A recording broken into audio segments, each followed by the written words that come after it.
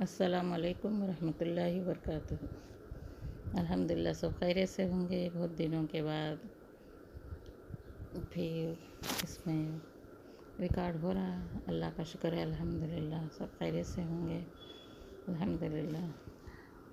హజరత్ అబూ మూసా రజియల్లాహు కథాను ప్రకారం దైవ ప్రవక్త సల్లల్లాహు అలైహి వసల్లం ఈ విధంగా చెప్పినారు. ఖురాన్ ప్రయాణం చేసే విశ్వాసి నారింజ పండు లాంటి వారు. ఖురాన్ చదివేవాడు ప్రయాణం చేసేవాడు అంటే చదివేవాడు. విశ్వాసి నారింజ పండు లాంటిది అంటే అలాంటి స్మెల్. విశ్వాసి నారింజ పండులో సువాసన కూడా ఉంటుంది, ఇంకా దాని రుచి కూడా బాగా ఉంటుంది.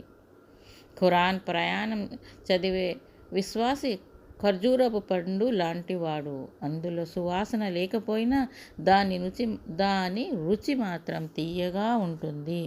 ఖురాన్ ప్రయాణం చేసే వ్యక్తి చదివే కపట విశ్వాసి ఉండదు. గులాబీ యాస్మిన్ లాంటి సుగంధ మొక్కల్లాంటి వాడు. ఖురాన్ చదివే వ్యక్తి విశ్వాసి గులాబీ యాస్మిన్ లాంటి సుగంధ మొక్కల్లాంటి వాడు. పైకి దానికి సువాసన బాగున్నా రుచి మాత్రం చేదుగా ఉంటుంది. ఇక ఖురాన్ ప్రయాణం చెయ్యని కపట విశ్వాసి ఉమ్మెత్తకాయ లాంటి వాడు. ఖురాన్ ప్రయాణం చెయ్యని కపట విశ్వాసి ఉమ్మెత్తుకాయ లాంటివాడు. అందులో ఎలాగో సువాసన ఉండదు, అది కాక దాని రుచి చేదుగా ఉంటుంది. ఈ హదీసులో 4 రకాల వ్యక్తుల గురించి చెప్పబడింది. వారిలో 2 విశ్వాసులైన మరో 2 కపట విశ్వాసులు. ఖురాన్ను మధురాతి మధురంగా ప్రయాణం చేయటంతో పాటు దాని ప్రకారం ఆచరించే విశ్వాసి మంచి రుచి సువాసన గల నారింజ పండు లాంటి వాడని పేర్కొనటం జరిగింది. ఎందుకంటే అతను తన మంచి పనుల చేత ఇటు దేవుని దృష్టిలో ప్రియమైన దాసునిగా, అటు ప్రజలకు కూడా గొప్ప ఆదరణీయుడుగా పేర్కొనబడతాడు. ఇహ పరలోకాల్లో సౌఫల్యం సంపాదిస్తాడు. కాక ఖురాన్ను మధురాతి మధురంగా ప్రయాణం చేయలేకపోయినప్పటికీ నిజ జీవితంలో ఖురాన్ ఆజ్ఞాన్ని ఆచరించే విశ్వాసికి బహుశా ఇహలోకంలో అంతగా ఆదరణ లభించకపోవచ్చు, కానీ పరలోకంలో మాత్రం అతనికి గొప్ప ఆదరణ లభిస్తుంది.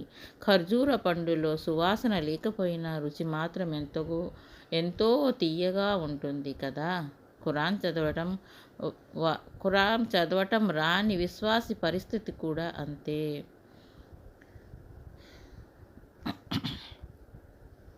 వీరికి భిన్నంగా ఖురాన్ ప్రయాణం చేసే కపట విశ్వాసి సువాసనలకు లోభించి చెదుముక్క లాంటివాడు. ఇలాంటివాడు తన మధుర కటనంతో ఖురాన్ ప్రయాణం చేసే లోకంలో మెప్పు